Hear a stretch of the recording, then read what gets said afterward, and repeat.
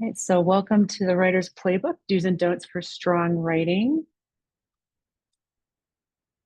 During this session, I'm going to talk a little bit about CSU Writes' approach. So how does it we support writers, as well as some of the fall opportunities that will work well with and pair with what we're talking about today, and thinking about the mindset for writing and kind of our approach, kind of mental approach for writing. We've already done introductions. We'll move forward, but there we'll do a couple writers' reflections, as I mentioned. And then we'll talk about what it is that strong writers do and don't do. And in that playbook, you could think about a playbook as something that is about a series of strategies that you can employ over the course of a semester, for example. But it's also, this is much more a mental kind of playbook. Like how do you approach and think about your writing so that you can be doing it in that kind of brief, frequent, low stress, and highly rewarding way that is rewarding for all of us as we put together the manuscripts and the long-term projects that we're working on. How CSU Writes works is that we're supporting writers and researchers across the career span.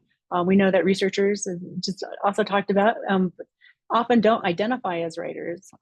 That we do know, however, from studies that those who do identify as a writer, it's not unlike, by the way, going out and running and identifying as a runner. It's something that you do regularly. That's becomes part of your identity. And so that writers, researchers who identify as writers tend to produce more and feel more content in that and find it easier to do that production over their career. But so what we do is we focus on space, time, energy, momentum, style, and collaboration. These kind of big buckets of areas where we can talk about writing and how it is that we do what we do at a really high level, right? Research and academic scholarly writing at this level is really, it's intensive. So what we do is make sure that we are talking about kind of the ways that we can support one another that can be quite simple in many ways. That kind of social element, for example, we take it for granted, but if it's off, we're actually not producing as well. So during the time that we're talking today, kind of consider where it is that some of these things might be needing just a little bit of tweaking and support for you in order to get you to be producing with greater ease, ultimately. When we talk about writing, I want us to kind of break it down and think about it in these big buckets, which are product, which can be the output of a collaboration or kind of individual work. It has genre, it's field specific, specialized knowledge, sophisticated style. It's hard to write. It's not easy, right? You can give our, topics to ChatGPT and it can generate an entire essay or paper, but it's actually not the sophisticated style. It's not exactly what it is that we want to be saying. So it may be genre correct, but the product will be lacking because it won't actually be us in our own work and our writing. The process, that how we put it together, that craft of it, that is an ongoing life learning. I think that we can continue to work on that craft throughout our lives. And my hope is that it becomes pleasurable for folks. I think most of us at this level have experienced the kind of great pleasures of writing, not just in having it done and submitted and published or the proposal funded, but also in the pleasure of the day-to-day being able to put it together. And I think sometimes our writing pains and struggles are not just the pressures of needing to produce, and then if we're not showing up, we have other things that are taking us away from our writing. But it's actually also the fact that we find pleasure in doing this when we're doing it regularly, because we're regularly engaging with a project that we find fulfilling, or we know that's going to contribute in certain ways and is necessary for our field or for our lab or for our department or whatever our conversations and purposes are. Practice, that's that customary habitual way where you do things or you don't do things. A fair amount of what we're going to talk about today will be related to practice. So for those of you who might be struggling with how you think about things, how you approach, how you're habitually doing something, just know that there's a fair amount here in the strong writers, what it is that strong writers do. You can also think about writing as the project. And for a lot of us in academia, we are taught, for whatever reason, that research is here, right? Reading is over here, and then writing is often someplace else, right? That you do it at different times or different stages. And there's an element of that, yes, of course, that is true, right? You are not going to start off writing the manuscript and then go do your research, right? There's certain things that have to happen before another. But ultimately, if you integrate writing into your regular progress or project, and you're making progress on it throughout, it can level some of those kind of task-related anxieties that come from if you put off writing into the very end. It can also lessen or lower kind of the need to do too many tasks all at once because they've been condensed. So if you think about like spreading it out, for those of you who work with graduate students or undergraduate writers, helping them figure out what kind of will move them through their project and be able to integrate writing throughout. Writing to learn, right, at early stages, for example. What are they learning? What are they understanding? How would they explain that to someone else? We do those very same things throughout our careers, right? We just do it for different purposes and at different stages. Writing is also a lot about who we are or who we think we are and who we're presenting ourselves as through that written word, through our interactions with other writers and colleagues. And so who you are in relation to others can also be part of that writing sense of self as you sit down regularly and do it. So a little bit of reflection. So you can kind of think about your current writing goals and your professional needs and your action steps and what it is that you do. So you can think about that. But we're going to talk about it in a very specific way. This is in the chat, and it is a base habits kind of structure. And this comes from the work of Helen Sword. As I mentioned, she'll be coming and speaking on campus to be here October 24th on a Thursday, and she'll have 2 sessions, an afternoon session and a morning session. But a few years ago in 2016, she engaged on this large project where she surveyed 1,300 successful academic writers and she interviewed 100 of them. And then she kind of looked at her data to try to figure out, like, how do they do what they do? She had written books on style for academics and touring and doing those talks. She had been asked repeatedly, not just about the style of an article or jargon or other things and advice. She was talking about, I'll post in the chat, that she was encountering questions about how did she actually put her book together? How did she actually regularly write? Excuse me. And for her, it came down to these base habits, behavioral habits, artisanal habits, social habits, and emotional habits. And so let me pop the diagnostic in the chat again, so you have that. Let's see. And the diagnostic, what it does is it kind of, if these are the ways that we know that the habits that we need to have in order to be successful as academic research scholarly writers, where is it that we have strength that we can acknowledge, and where is it that we have some weaknesses that we can help support? We want to build on our strengths for sure, and we also want to be able to support and kind of backfill perhaps on some of our weaknesses. And so this is what that diagnostic exercise looks like. If you want, you can also just draw, and you could do this, any time of day where you're like, I think my writing's going up sideways, and where am I? Just even do your own kind of like draw your own little graph, and just have label the top vertical as artisanal, the left horizontal as behavioral, your right horizontal as social, and your bottom vertical as emotional. And you could just quickly pop in, like, where are you from 1 to 10 in behavioral? If you're at 10, you're saying, yeah, 9 to 10, excellent, you're a highly productive writer. If you're at 6, you're good but uneven. 3 to 5, unsatisfactory. And then 1 to 2, terrible, and you feel unproductive most of the time, right? So this gives you a range to kind of figure out, where are you on that range? Same thing with artisanal habits. Are you feeling highly developed, 9 to 10, right? Confident in your ability to write clearly and well in your field in particular. 6 to 8, moderate, you're doing all right. 3 to 5, you're like, oh, if I'm feeling a little underdeveloped and I need some place where I would want to do some work, or very weak, and other people seem to be much more competent writers than you are. So those are the skills as a research writer, and it's, again, tied mostly to your field, but it could have to do with some basic writing skills. development that you're thinking about. And then the social habits, right? Engage in productive conversations with other people about writing. And do you talk about your work in progress? Do you connect with other people regularly? And is that frequently, right? 9 to 10, occasionally, 6 to 8, rarely, 3 to 5, or 1 to 2, almost never. A lone wolf, right? Who shows other people you're writing only when you feel it's ready to publish, right? That kind of like keeping it hidden away. And then your emotional habits. When you think about your writing, emotions you feel are highly positive, 9 to 10, or 6 to 8, more positive than negative, or 3 to 5, more negative than positive, or 1 to 2, strongly negative and you hate to write. And there's nothing here. Well, this is designed for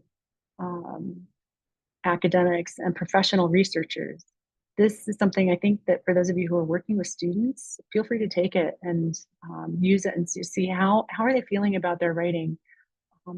Students who feel confident in their writing are often easier to work with, by the way. We've been doing studies with mentors and mentees and looking at how they co-author and co-write together.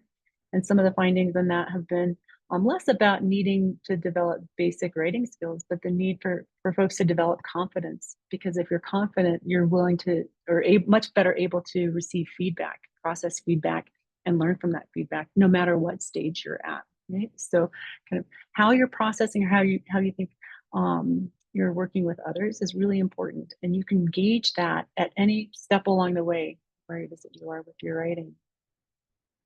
So I'm not going to ask unless you want to do shout outs in the chat. You're more than welcome to. Please do anything that surprises you or you want to give a shout out to. But this is just something for you to be thinking about, and in relation to what strengths you have currently and what strengths you're going to want to be building on. There's not a direct match, by the way, between the basic habits diagnostic exercise and the strengths list. However, they overlap significantly. And so that's one reason why I paired them. This, I think it's really nice for you to get a sense of like where you are, at least in this moment. It's not a diagnostic for who you are as a writer forever. It is just for a moment. Can you get a glimpse of where it is that you are in your writing process and practice? The idea of what strong writers do has a backstory, and it comes and it relies on Amy Morin's What Mentally Strong People Don't Do. Some of you may have read this. It was quite popular a number of years ago. Amy Morin is a clinical therapist who has a blog, and she wrote this blog about the 13 things mentally strong people don't do. And it went viral. It was one of those things that got picked up by lots of the business organizations, right? So like Forbes published it. And based on that, there was enough hype and enough interest that she put together a book. And she's subsequently put together a couple additional books on that, on the same topic, which is, I think, 13 things that strong women don't do, 13 things that strong parents don't do. She's got a really great kind of practical approach to what is it that we need to do mentally, and then think of course, emotionally, right? Those are tied together as we work. For us, I've translated a bit of that to strong writers. I've not pulled from her 13 things. For me, I think we've got far more going on. And so I pulled together 18 so far. And so this is the handout that was also in the chat that I'll add once again.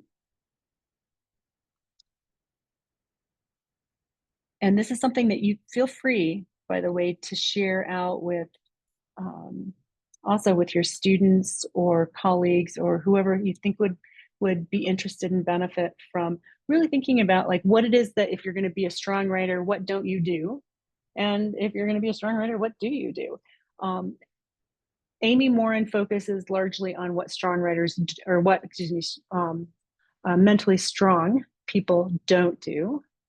I decided if we're going to talk to writers, we would need to kind of flip it and not just talk about what don't do this, but actually what do you need to do instead. So this is kind of my companion piece in between that. And I start off with something that's quite basic with the body, and we move through 18, and then we connect to the social. So there's the not ignoring your physical health in order to be able to do that, the work that you do, and then paying attention to your bodies in your writing space. So I'm going to move through and kind of just quickly kind of take us through the materials and or the ideas, and then talk about some very specific ones and give you some additional kind of content for thinking about those. So that don't ignore your physical health, right, to write, or make sure that you pay attention to your body and writing space. Number 2 is strong writers don't talk about writing more than they write, that they quote unquote shut up and write. Shut up and write is a very popular kind of trend. It was started by Judy Bridges a couple decades ago. We modified it here at CSU, and we do show up and write instead. So I'll talk a little bit about that later on. But basically, yep, that she said that if you're talking about your writing all the time, you can't be doing your writing. So you need to stop talking about it and start writing. I think all of us have been at those stages in the past. So if you find yourself talking about it more than you're doing it, then that's probably one that you want to kind of like check and go, yeah, this is one for me to just be aware of and to pay attention to.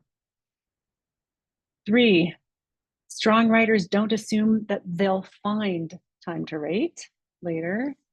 Ultimately, what you do is you schedule, right? You schedule in daily and weekly, monthly, and you create kind of a writing plan. As we talked about earlier, you can create a writing plan and also know that there are things that are going to impinge on that and impede on it. And so that's a process of being aware and then continually rescheduling in order to be able to continue reprioritizing your writing. Number 4, strong writers don't assume that they'll feel like writing later.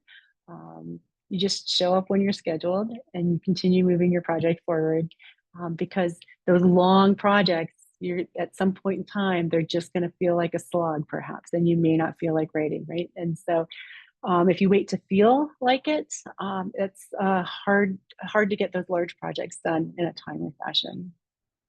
Number 5, don't ruminate on tasks or external pressures, right? So if you're a strong writer, you're looking at that and you're thinking productively about what are some of those challenges, what are some of those tasks and things that are upcoming. So you're thinking that productively. That not ruminating is crucial for you to be able to maintain some distance from your project that's necessary for your brain to just kind of chill just for a bit. Usually when we're hyper stressed, it's in part because not that rumination is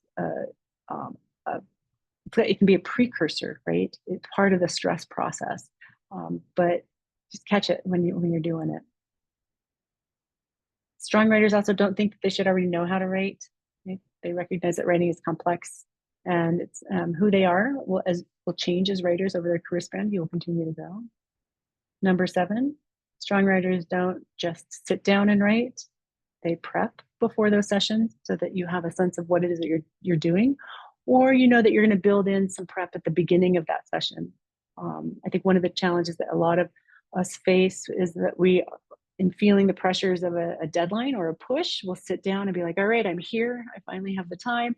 Wait, what am I supposed to do? Right? And so taking a moment, just even 10, 15 minutes, sketching out what it is that you're going to do can make a huge difference on the success of that writing session. 8, strong writers don't assume that there's only one way to write whatever the document is. Right? It could be a proposal, it can be a manuscript, it could be an abstract. There's not just one way to do it, right? And particularly if you're learning new types of writing and documents, seek out those model documents, explore the different structures, right? The different document types that are available. Number 9, they don't just turn off the computer and close the notebook at the end of a writing session. So what strong writers do is they post notes. It's super simple, right? Post a little note. Where are you going to pick up again so that you know at the next session, it makes it easier. Particularly if you have to put a project on hold for a bit and come back to it in a week or two, those notes will become really important for you reorienting and kind of getting back in quickly, building momentum on that project. Number 10, strong writers don't let deadlines prioritize their writing projects. I know there are times when we need to use those deadlines to be able to order things, like this one's going to be the earliest, right? So, but that's not really using it to prioritize your project or in the day, right? You basically prioritize your writing based on the contribution and interest. It'll keep you moving through at a kind of brief, frequent, and happier pace because you'll know that you're engaging with it regularly because it's important to do. This we know that deadlines are real, deadlines help us produce, but a good portion of our most important or the work that we value the most may not actually be deadline driven. So making sure that we're working on it regularly because it's important is helpful. Number 11, strong writers don't assume that they are the only person who can write on whatever the topic is. Yes, you are a specialist in your field. Yes, you are kind of a handful of people who are going to be working in these topic areas on this specialized topic. But to assume that you are the only person can often play a little trick on your mind and can start to undermine your capacity to show up for your own writing, interestingly enough, because the pressure can be that you need to sit in that session and write something that's the best or the only, right? There's a lot of pressure that happens from that. So recognizing that you're one of many people who are going to be writing on this topic area and that you're going to be the person who's kind of adding some specialized knowledge in this area that can kind of lessen some of those tensions or feelings of pressure that you must be the only. Number 12, strong writers don't assume that they have to know it all before they sit down to write. So that being able to just write from where you are, you need to know just enough to be able to move the project forward. 13, strong writers don't compare themselves to other writers. But you do compare texts, and we'll take a look at that in a moment, structure, style, contents, but not really the imagined author, like who they are and the characteristics of who that person is. That can be really intimidating in many of our fields. So comparing your work to their work may be helpful, and keeping it kind of, this is about work and not about person, a really important distinction to be making. Number 14, strong writers don't assume that research, academic study, or knowledge is separate from writing. We talked about that with the project and thinking about writing as a project, right? That you recognize that the deliverables of that research are writing and that writing is baked in. It's built into the very processes by which we produce our work. If you're working in lab and other kinds of spaces where you do a lot of experimentation, that can be ongoing. There's still the proposals or other things that are kind of working always that are part of that project continuing early to later stages. 15, this one is for myself as for many of you, I think at this stage, strong writers don't take on too many writing projects at one time. So I had to go through and at some point just cull my list. I had an ongoing list of writing projects. I was like, oh, that's a good project, and this is a good project, and we should be working on this. And at some point in time, you just can't be working on all of them. And you can keep the list, but just know that you're picking a handful at a time and which ones are the priority projects. In recognizing your limits, we know that about 3 projects per week is what it is that someone can handle conceptually and be able to move forward.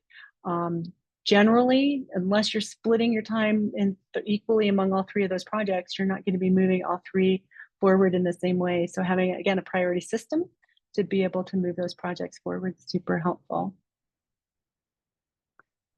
And we talk more about that when we do the scheduling workshops. 16, strong writers don't complain to colleagues about writing.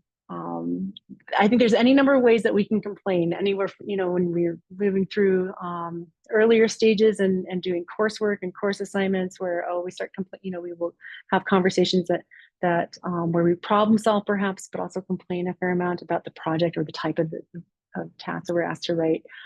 Same thing happens then going forward in our own individual research projects that are connected to other projects in departments. And so it's really easy for us to have kind of drudgery conversations about writing. And then if we leave those conversations feeling lesser than, it becomes problematic. So we'll talk a little bit about that in a moment. Darn it, going wrong direction. 17 is where we are.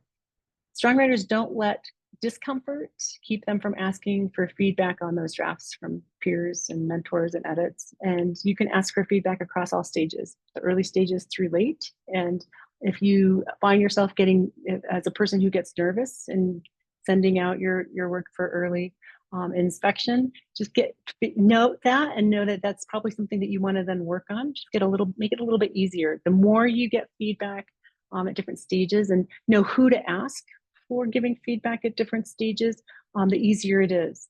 There may be people who are hypercritical of your work, and you want to make sure that, and if they're field experts and they know things, then just put them on at the end point after you've done it, some revisions. But if it's early stages and it's not quite fully formed, get some feedback from the people who can kind of give you insights and will be encouraging rather than critical, right? So thinking about feedback at different stages might be helpful if you suffer from the fear of not wanting to show anyone your work. And then don't go it alone. We know this. We're part of a writing community. We do not write to ourselves. We write for others. And yet at the same time, we often, because of the nature of our work, need to write in solitary ways, even when we're collaborating on a project, even when it's a multi-author document that we're working on. But we have to have some sort of sense of what we're doing on our own.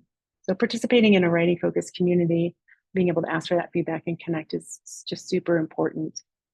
All right, so now I can move my slides forward.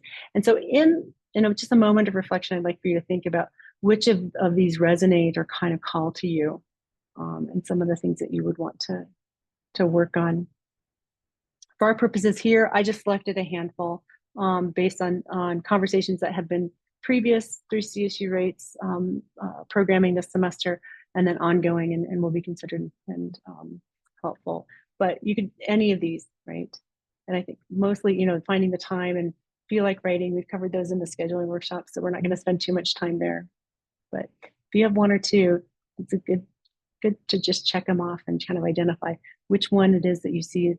What are your strengths? And then what are the weaknesses? Where would you like to bring some awareness and bring some change to your writing process and practice? We're going to talk about talking less about your writing and shutting up and doing your writing. So we're going to talk about a show up and write kind of model. So you're showing up when scheduled, and not ruminating on those tasks or external pressures. I'll talk about Judson Brewer's kind of model and how he talks about anxiety and how he wrote his books, and so that we can look at a model for thinking about taking on tasks in productive ways. We'll also talk a little bit about seeking out models to explore the structures and styles that comprise a document. We may have great skill and knowledge in our fields and understand kind of the technical side of it. We might understand the content and our data. We may have all of this kind of great understanding of what it is that we study, and then feel pretty flummoxed when we sit down to write the article for a new journal where we haven't published before, or how is it that this should be structured, or you're structuring things in the same old way and you want to try something new, and how do you do it differently? So we'll talk about some strategies for that. And then we'll also just talk about, the taking care with how you frame your writing challenges and engage with your writing community. All right, so that don't go it alone. And this is an additional one, don't ignore your physical health. So want to pay attention to your body, writing, and space. So those routines of physical health and well-being, I think that they feel a lot like eat your vegetables and do your exercises and get enough sleep. And we know all these things, right? But it's really hard for us to do. I use this slide pretty regularly in CSU Rates just as a reminder that when we're here and we're working on our writing, we're actually doing a routine of health and well-being for our writing practice and process. And I don't think that it has to feel onerous, but it does mean that we have to make the time, and we do have to show up, and we have to do it in very much the same way we do any of the other practices. Just a reminder that your writing space matters. It's something that in CSU Rates we've been paying a lot more attention to over the past couple years, and thinking about health and well-being and writing.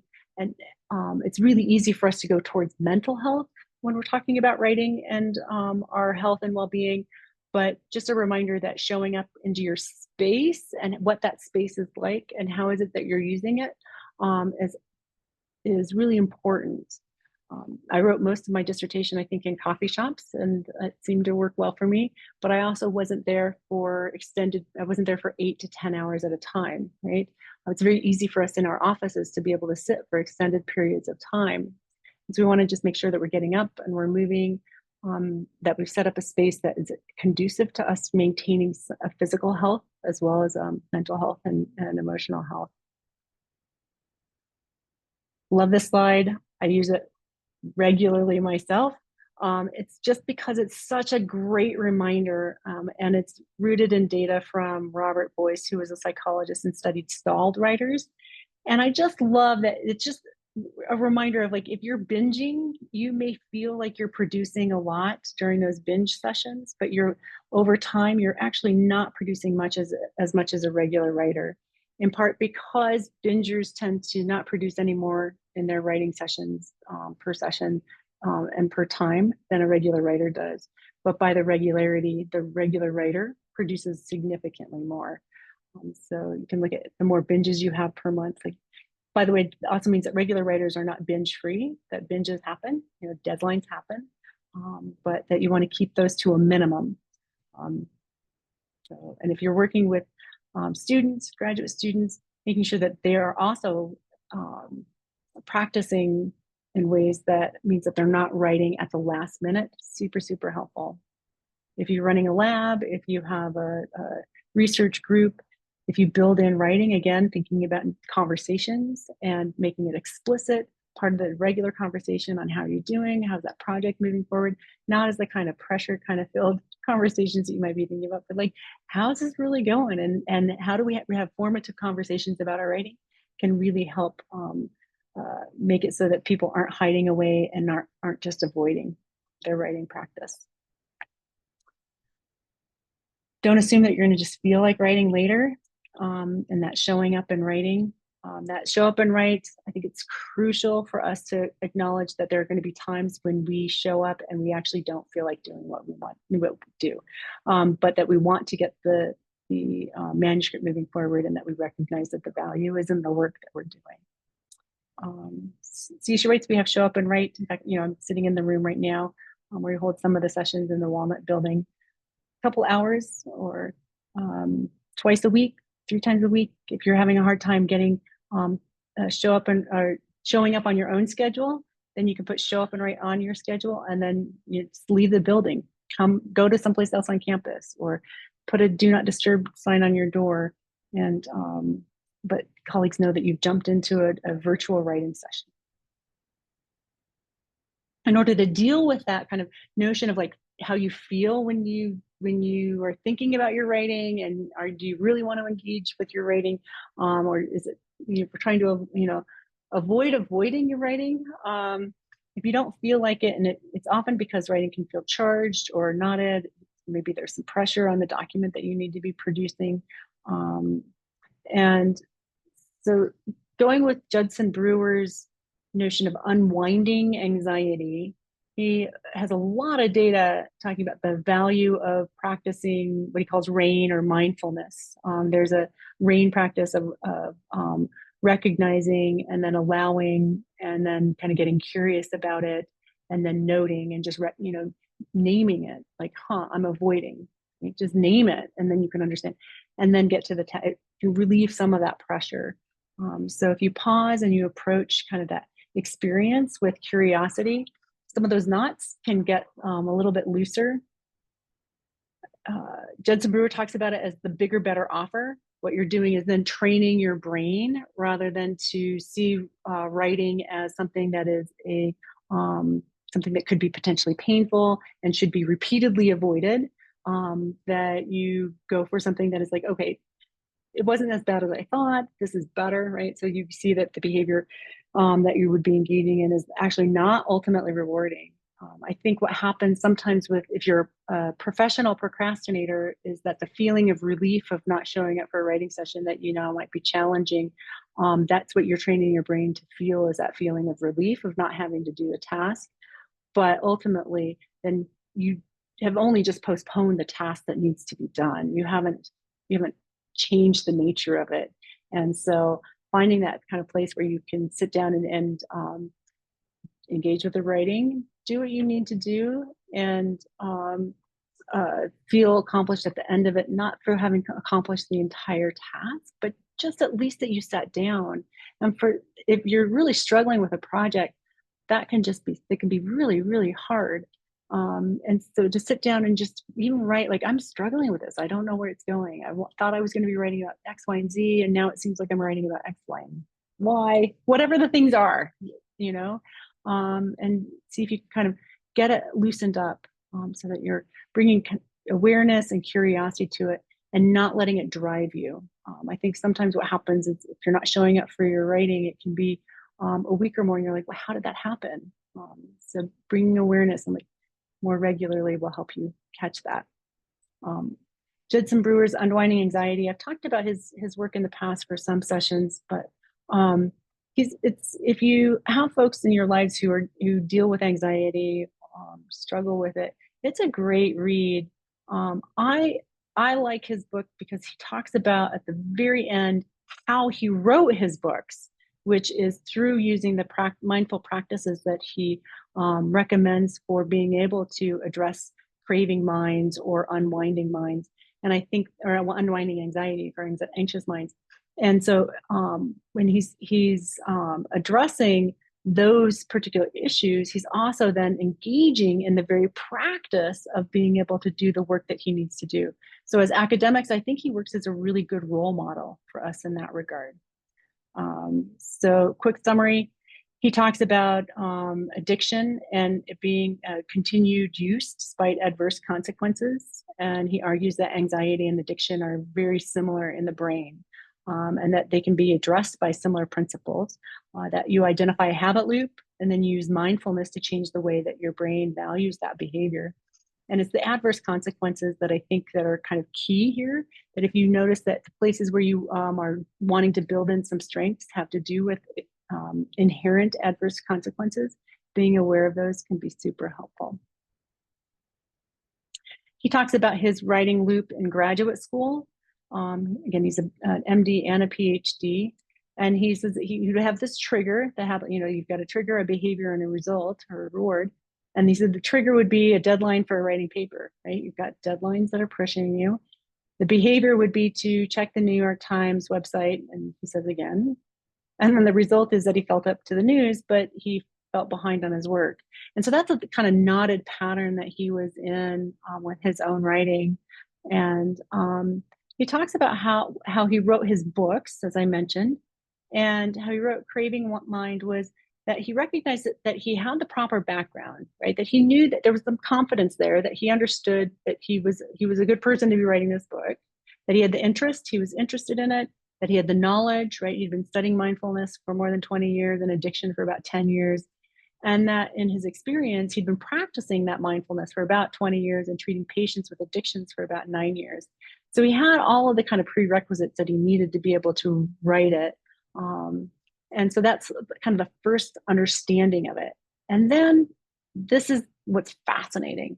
We talk in strong writers preparing for their writing. So he did a fair amount of kind of just preparing for his own 2-week writing retreat, where he provided good, healthy food. He talks about, it was really important to have good food, no distractions, and then what he called a mental massage. And this is the part that I think is fascinating for our purposes, is he needed something to kind of get rid of that stress and the feelings of the pressure that would happen. And when he was like, well, how do I write, or what do I write? And there's often a little anxiety that goes with that. And the mental massage was simple. He says, basically what you do is sit and walk and write and repeat. And this is the key. And this is one of the challenges, I think, for us, but we could talk about it later, but he says, but write only when in flow.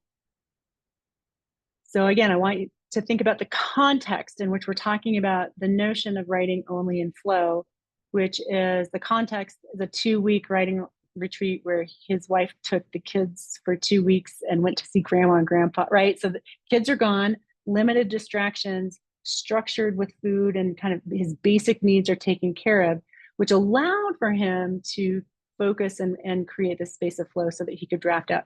And he did have according to him, a full-length manuscript of his books at the end of this process, which is a fabulous process. It's also, for many of us, completely unrealistic and not possible.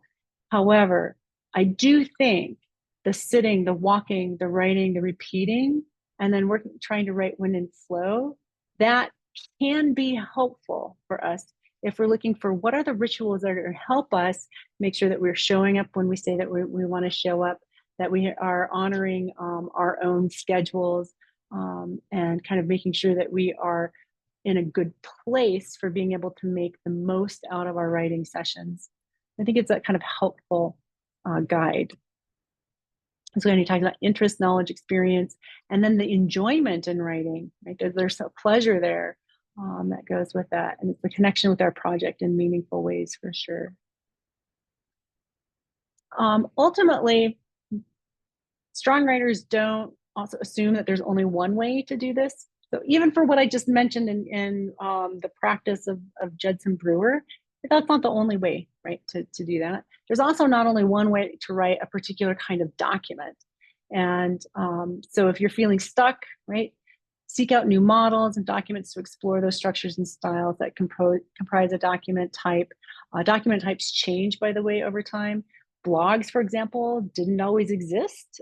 So there are different types of publications that science or nature have featured over the years that they no longer feature. I'll mention one. So the types of documents that we write will continue to be evolving and changing over time. And so it's really helpful for us to seek out new models and new ways of doing things. In that process, it's really helpful to then reverse outline that model, read it for its content for sure, but pick a written, well-respected, well-regarded article in your field, and then just look at it like, how is it put together? The paragraph structure, the section structures, the entire article overall, so that you can see what lay bare the bones, so to speak, of it. You can think about it in terms of the skeleton process. And ultimately, reverse outlining is that process where you take away all of the extra kind of the flesh, the writing, and you get to the main points. What are those kind of structural points that everything else hangs on? All the elaboration hangs on those points someplace. And it'll provide you with a bullet point view. I pulled this from Wisconsin, and they're talking specifically, and I'll talk about it in a moment too, about your paper. It could be if you could do this with your own writing as well. But I think it's really helpful if we do it with model paper to be able to identify what's the craft, how are we putting these things together, because that reverse outline will reveal the content structures, the arrangement of ideas, even the connections and how those are how ideas are connected. And interestingly enough, the glue that connects ideas, the logic of a piece, is often in really small, tiny words, like those conjunctions like and, but, for, nor, so, however, moreover. If you find yourself enamored with those kinds of those small words, it's because those are the connector words of how that kind of pivot ideas, and they're small but mighty. How's that? But you can just kind of see how things are put together.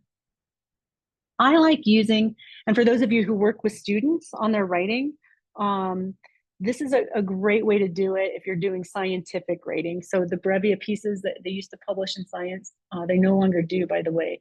But Brevia pieces were condensed synopses, one-pagers of full-length articles. So there was kind of an art to having those put together. For my purposes in running CSU Writes, they wind up being super helpful for us to just kind of see what is the structure of a piece. But you would do something like this with your own article, that your model article that you want to reverse outline. Likely you would have, instead of 8 or 10 topic sentences for a full article, you could have dozens, right? But you would just kind of pull it apart and kind of look and see how it's put together to create that whole. Note that the reading process and pulling through and identifying kind of what's there is really different. Our reading processes are very different from the writing processes. That our writing process, we're likely starting someplace here, right? We're starting with data, representing that data, then writing about that data, describing our methods or describing our theory or our process, our grounding, and we're back and forth. And what comes together ultimately is something that is well put together and highly structured, and that we can read from first sentence all the way through last sentence. And while that might be in a well-written article, super just connected and just flows from one idea to the next, but the writing process of that might have been really back and forth, lots of iterations, lots of changes, maybe some hand wringing, you never know. So that all gets hidden from us behind the scenes. If you are stuck or stalled on a manuscript or have a colleague who is, just stop for a moment and do a reverse outline. It can really help you get your bearings. And Brian, what is a reverse outline again? It is where you just go through and you just identify what are the kind of key topics and sentences. Like what are, in this paragraph, what's this point? This paragraph, what's this point? What's great about those brevia pieces, and I'll just go back real quick. In the brevia pieces, almost all of them, but not always, have their topic sentences at the point of the paragraph, at the beginning of the paragraph, which makes it really easy for us to find. I'm going to say make a huge generalization about a discipline, but I think historians are really, really good at, in general practice, having topic sentences at the beginning of a paragraph, because that's where the reader's eyes land. And so that's the point. And then following with additional kind of information and elaboration after that. And so by identifying those kind of key topic sentences, you'll be able to see what's the structure. So here we have an introductory sentence, but then we also have something that is giving some more context about what it is that's important that they do. Here they're testing their hypothesis in that third sentence. And then they go through and list off their findings and results, and then what the significance was. So you can see what that pull apart the article and kind of see how it's all put together. And it allows for you, by seeing that structure, to identify and understand like how you might then be working in a very similar structure. You're not looking at it for taking the ideas, you're just looking at the structures at that point. So you could find really good, well-written articles that are not in your field at all, and that might be even more helpful for identifying what's a well-structured article. But in reverse outlining your own work, you can review your draft and kind of see like how complete is it? Do you know what sections are missing? Identify that your own topic sentences, and then copy all of those topic sentences into a separate document, which is kind of gives you a kind of bullet pointed list of like, this is how your paper is flowing from point to point to point, and then consider that structure and arrangement of those ideas, and then see what needs to be cut, what needs to be rearranged, what needs to be revised, right, or added. It points out like what's kind of lacking. Many of you will start with outlines at the very beginning. And if you're an outline writer, that works for you, awesome. And you're probably sticking pretty closely to your outline. Many folks are kind of writing to learn though, and they're kind of putting articles together as they know this kind of general section. And if it's in these vague kind of categories of like introduction, literature review, methods, your discussion, like if you have those section categories, but not a lot of content and substance to be able to guide your points or your ideas in those, it may be that you're sitting down to write. Maybe you're one of those people who actually writes your way into creating that structure rather than outlining it first. But if you are a writer like that, sometimes you can get lost on where you are, and it's really helpful to do then a reverse outline.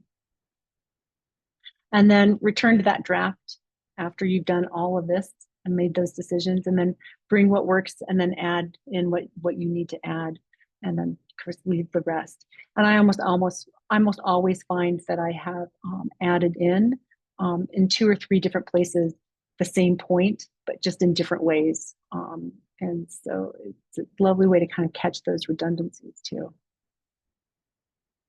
One of the last points that I want to make before we open it up for conversation about like what strong writers do or don't do is the not complaining about writing to colleagues. And I think that this is probably, there's a whole host of ways that we could talk about department cultures and collegiality at an institution, and how it is that we create kind of healthful spaces for us to engage and connect with one another. Writing is one of those things I'm pretty sure that at the grad level, you hear a lot of complaining about writing because the thesis or the dissertation is so front and center in the work that gets done in the later stages. Because writing becomes one of the many things that faculty do and are expected, based on contract, to contribute to the university and contribute to their community, that writing doesn't always have this kind of same complaint factor. It also sometimes can be hidden because it winds up being a place of competition where people don't talk about it in ways. So this one, take it for what it's worth. I really think that it's about, what I'm getting at here is having a healthy relationship in conversation with colleagues that allows for you to be as productive and supportive, right, as you can, as well as your colleagues. You want also your colleagues to be healthy and productive, right, and supportive as well, mutually supportive. So in that, you want to take care with how you frame perhaps writing challenges or how you're talking about writing to support their endeavors and community. It's baked into, can I say baked? It's in the TMP process, for example, how it is that we move forward in our careers, and writing is crucial to that. But if you find that a colleague is struggling, how do you address that and address it in a way that's productive and supportive for that person rather than perhaps destructive or just about kind of the judgments that just land, and then the colleague has to pick it up and run with it and say, okay, this is my classification, this is my status, this is where I am, this is the judgment, this is the determination. Those are hard to work with, it seems to me. So how we frame and talk about writing challenges, our own challenges, but also the challenges that we identify among our colleagues, is, I think, really crucial. And what we want to avoid is those unhealthy conversations, which is you must or you aren't, or where people don't have a way to talk about what they're doing and how they're doing it.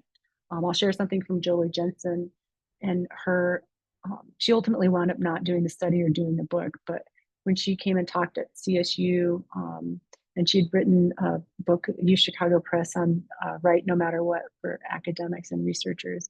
And when she and I were talking while she was here, she said that she wanted her next project to be about what happens to departments with stalled writers who, in her experience, and one of her colleagues, he had been full professor, and there had been this pretense of him writing this book for many, many years, and he would do just enough or show just enough to be able to kind of make it through his reviews, but ultimately he wasn't writing. And she said he was one of the most toxic folks in her department. But she said then, literally when she was coming out here to talk at CSU, she bumped into this person who had retired recently, and was working as a volunteer greeter and information person at the airport, telling people information about, she was at University of Tulsa, about Tulsa. And she said she bumped into him. He was so happy. She said it was like this whole burden had lifted from him. And she said she was pretty sure it was not having to pretend that he was writing something that he wasn't writing. So I think that there are any number of ways that unhealthy conversations about writing can happen in departments, or just by not happening in departments. And so to the extent, and we might be able to talk about this more in the Q&A, I think that it'd be helpful for us to consider how we can bring forward healthful and supportive conversations about our writing, so that we can participate in kind of a writing focused community. And again, that final reflection, something that we kind of did midway, but kind of consider which are you kind of interested in, and then which one of these will you start working on? Which one is the one that kind of seems to you that's going to be the most important for being able to address some of your concerns or help you the most going forward, just as of today. So I'm going to stop sharing my screen, and I'm going to stop the recording and open it up for a little bit of conversation. So what in here